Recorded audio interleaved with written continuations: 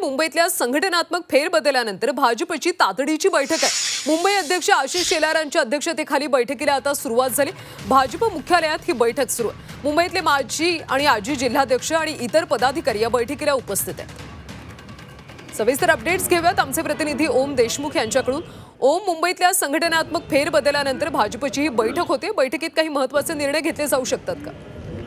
निश्चितच भाजपकडनं मुंबईमध्ये जिल्हाध्यक्षांच्या ज्या काही फेरनेमणुका आहेत त्या करण्यात आल्या होत्या, परंतु त्यानंतर कुठेतरी पक्षांतर्गत पातळीवर अंतर्गत नाराजी देखील उफाळून आली होती। दक्षिण मुंबई असेल किंवा इतर महत्त्वाच्या काही ठिकाणांवरती जे काही फेरबदल झाले त्यावरून पदाधिकाऱ्यांनी नाराजी व्यक्त करायला सुरुवात केली होती। त्या पार्श्वभूमीवर ही पहिलीच बैठक मुंबई अध्यक्ष आशिष शेलारांच्या अध्यक्षतेखाली पार पडते।